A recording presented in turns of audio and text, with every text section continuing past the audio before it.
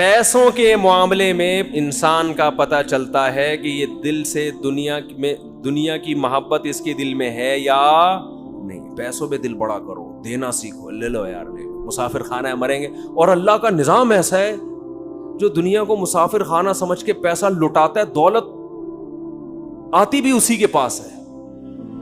مفتی طارق مسعود کے بیانات کے لیے طارق مسعود آفیشیل کو سبسکرائب کریں. طارق مسعود آفیشیل.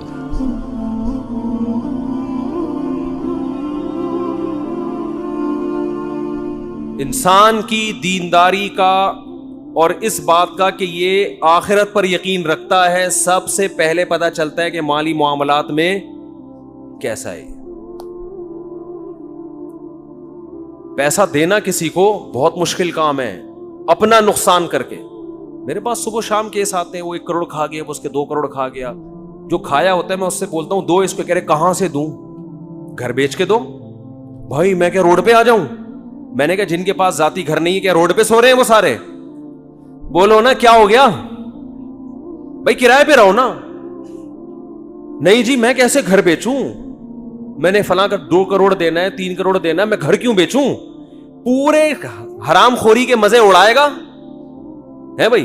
گھر بھی اپنا رہے, گاڑی بھی نہ بکے, سب کچھ ہو, اور پھر اضافی کوئی تکا لگ گیا تو فلاں کا قرضہ ادا کر دوں گا میں کیونکہ میرے بزنس میں لاس ہوا ہے. سمجھتے نہیں ہو میرا خیال ہے یہ ہو رہا ہے مارکیٹ میں, بزنس میں لاس ہوا, میں کہاں سے تو دے گا. آج کل میرے زبان میں باپ کا لفظ چڑھا دیا اس بندے نے, تیرا باپ بھی دے گا ٹھیک ہے نا, مکان بیچ دے قرضہ فلاں کا. میرے چھوٹے چھوٹے بچے ہیں, میرے تو بھائی چھوٹے چھوٹے بچے بھی ہوتے ہیں, بڑے بڑے بچے بھی ہوتے ہیں. یہ تو ہمیشہ سے ہو رہے, بچے کبھی چھوٹے ہوں گے, کبھی بڑے ہوں گے, کبھی منجلے ہوں گے, کبھی نہیں بھی ہوں گے, کبھی ہوں گے. یہ تو دنیا کا حصہ ہے. تو کیا آسمان سے نیا نازل ہوا ہے کیا تیرے چھوٹے چھوٹے بچے ہیں؟ بچے تو پہلے چھوٹے چھوٹے ہی ہوتے ہیں, بڑے بڑے تو اچانک پیدا نہیں ہو جاتے. فضول قسم کی باتیں. مکان بیچو, فلاں کا قرضہ دو, نہیں آ رہی بات میرا خیال ہے. بہن وراثت مانگ رہی ہے, بیچ اس مکان کو جس پہ تو قبضہ کر کے بیٹھا ہوا ہے 1000 گز کے بنگلے پر, بیچ کے اس کا حصہ دے. اب دے تو تڑاک پہ آ گیا ہوں میں. یہ تمیز سے سمجھانے والی باتیں ہیں ہی نہیں. داڑھی اتنی لمبی رکھی ہوئی ہے, عمریں ہو رہے ہیں, تمہارا حج ہو رہا ہے, تو نے بہن کی وراثت کہہ رہے ہیں جب مکان بکے گا, مکان تو 25 سال کے بعد جا کے بکے گا. اس وقت تو بہن بڈھی ہو کے مر چکی ہوگی, اس کو کیا فائدہ ہوگا اس مکان سے؟ نہیں جی ابا کا مکان ہے, بیچ دیا تو ہم کہاں جائیں گے. کیا جن لوگوں نے کیا کرائے پہ, میں ابھی تک اللہ کا شکر ہے کرائے پہ رہتا ہوں, ابھی تک میرا ذاتی گھر. ہم جب 14 بچوں کے ساتھ کرائے پہ رہ سکتے ہیں تو 2 بچوں کے ساتھ وہ بھی اتنے سے اس میں تو دراز میں آ جائیں گے. اس کے لیے تو گھر کی بھی ضرورت نہیں ہے, ایک الماری خریدو اس میں رکھو اس کو. گھر تو ہے ہی نہیں آج کل, گھر تو وہ ہوتا ہے جس میں افراد ہو. نہیں آ رہی میرا خیال ہے بات, ایسے ہی ٹھیک ہے جیسے چل رہے ہیں بھائی. گھر تھوڑی ہے یہ جو ایک آدمی کو گھر ہے اس کے لیے اتنا ٹینشن ہے یار. 2 بچوں کے لیے کیا ٹینشن ہے, 2 بچوں کے لیے کیا ٹینشن, 1 بیوی ہے 2 بچے, اس کے لیے تو اب کرائے کی بھی ضرورت نہیں ہے بھائی.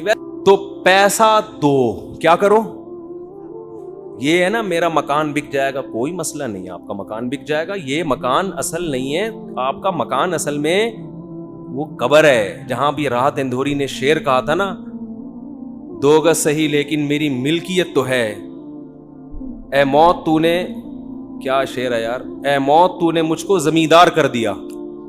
2 گز صحیح لیکن میری ملکیت تو ہے, اے موت تو نے مجھ کو زمیندار. زمیندار جب بنتا ہے جب قبر میں جاتا ہے, یہاں سے کوئی نہیں نکالے گا. لیکن کراچی کے قبرستانوں میں وہ بھی نہیں ملتی, آپ وہاں سے نکالتے ہیں. 1 سال کے بعد گورکن کہتا ہے تھوڑا سائڈ پکڑ دوسرا مردہ ڈالنا ہے. آپ آدمی کہتا ہے یار یہاں تو آرام سے سونے دو. کراچی میں قبرستان بھر چکے ہیں, ایک ایک قبر میں 10-10 مردے دفنائے جا رہے ہیں. تو وہ 2 گز کا پلاٹ بھی 10-10 مردے اس میں شریک ہوتے ہیں.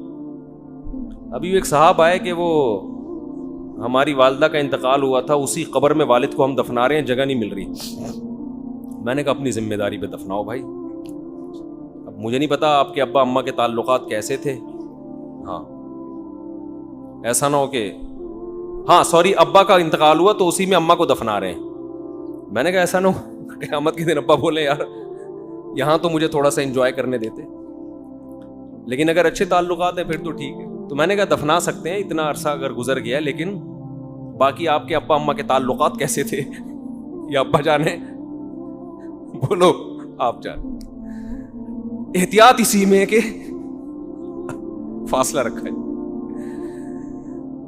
تو خیر, پیسوں کے معاملے میں انسان کا پتہ چلتا ہے کہ یہ دل سے دنیا کی محبت اس کے دل میں ہے یا نہیں. پیسوں پہ دل بڑا کرو, دینا سیکھو, لے لو یار, لے لو, مسافر خانہ ہے, مریں گے. اور اللہ کا نظام ایسا ہے جو دنیا کو مسافر خانہ سمجھ کے پیسہ لٹاتا ہے, دولت آتی بھی اسی کے پاس ہے.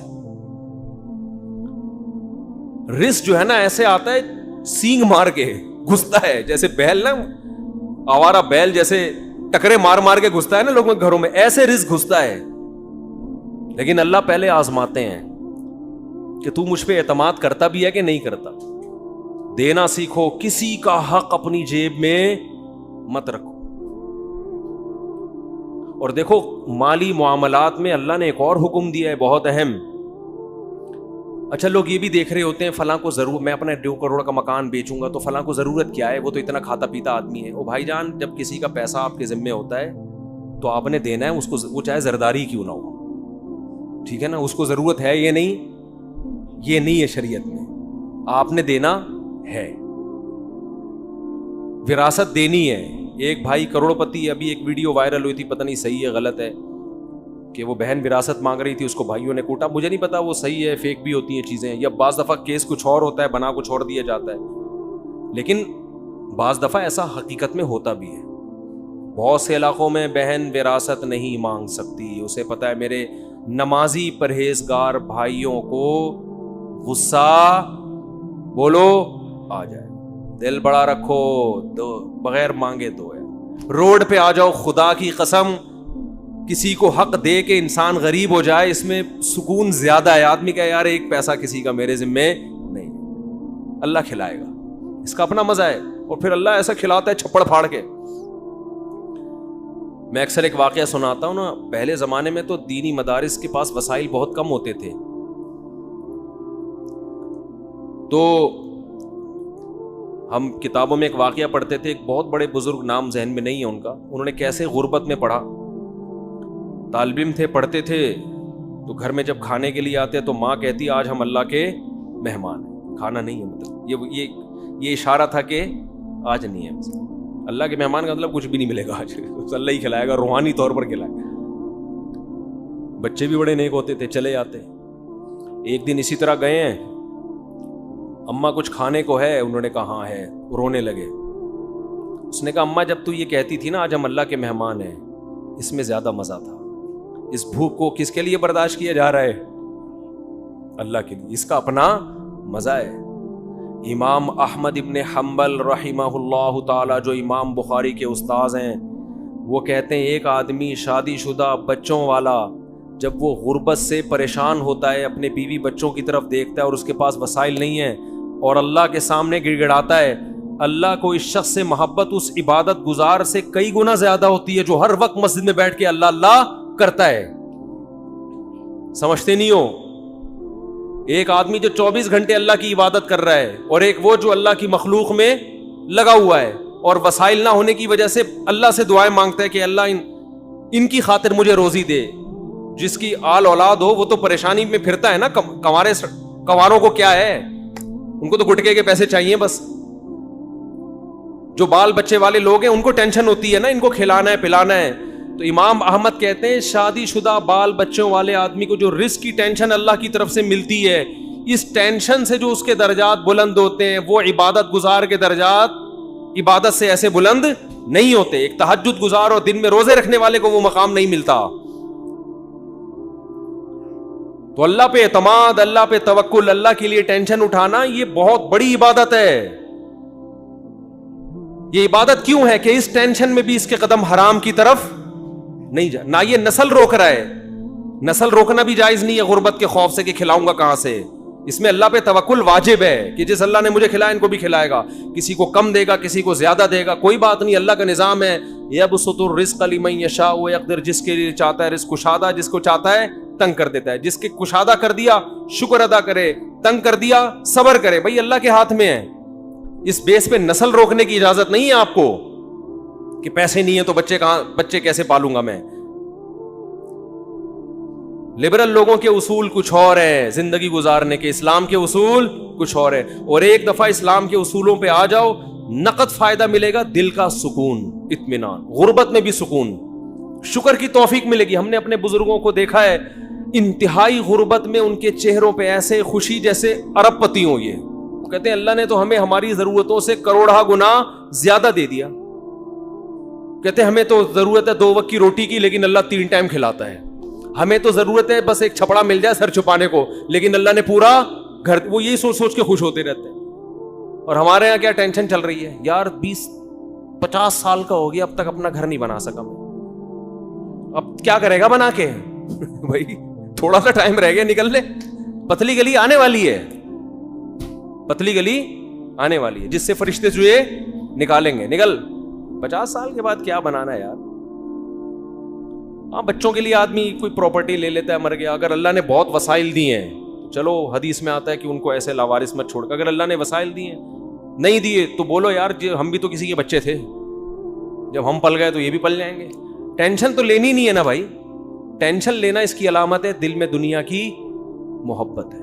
اس دنیا سے چپکے ہوئے ہو ایلفی کی طرح, چھوڑنے کے لیے جو چھوڑے گی یہ بتا دوں. اور دنیا چھوڑتی بھی ہے اور آپ کی مرضی سے بتا کے نہیں چھوڑتی. بھائی یہ بڑا مسئلہ ہے دنیا کے ساتھ. چلو کوئی محبوبہ آپ کو چھوڑ کے جائے, بتا کے جائے بھائی میری فلاں سے سیٹنگ ہو گئی ہے میں جا رہی ہوں, تو آدمی کو تسلی ہوتی ہے یار اب کیا کرو یار, اب ہو گئی سیٹنگ کیا کرو. ایک ہوتا ہے ٹائم دیا تھا قائد اعظم کے مزار پہ آنے کا, ہیں آپ امید میں پہنچے کہ یہاں ملاقات ہوگی, لیکن اطلاع آئی کہ کسی اور کو کہیں اور ٹائم دے چکا. یہ دھچکا برداشت کر دے گا انسان. دنیا کا بھی یہی اصول ہے, لکنھا خلۃ قد سیق من دمھا فجع وبلع واخلاف وتبدیل. آپ کو دنیا ٹائم دے گی, کیا مطلب آپ کو بتائے گی کہ تمہاری صحت اس قابل ہے کہ میں ابھی تمہیں چھوڑ کے جانے والی نہیں ہوں, نہ تمہیں شوگر ہے, نہ تمہارے گردوں کا مسئلہ, نہ تمہارا کوئی مسئلہ, پیسہ دولت سب, ابھی میں نہیں جا رہی. لیکن ادھر پورا پتلی گلی اس نے تیار کر کے رکھی, اس کو ٹرک کے نیچے لا کے مارو, اس کمبخت کو کوئی بیماری نہیں ہے, اس کو ٹرک کے نیچے لا کے مارو. یہ ایسے نہیں مرے گا, نہ اس کو نہ شوگر ہے نہ گردوں کا مسئلہ ہے, اس کا ٹرک بنتا ہے. کیا بنتا ہے, اس کی ہڈیاں بھی مضبوط ہے, کار ایکسیڈنٹ میں بھی نہیں جائے گا یہ.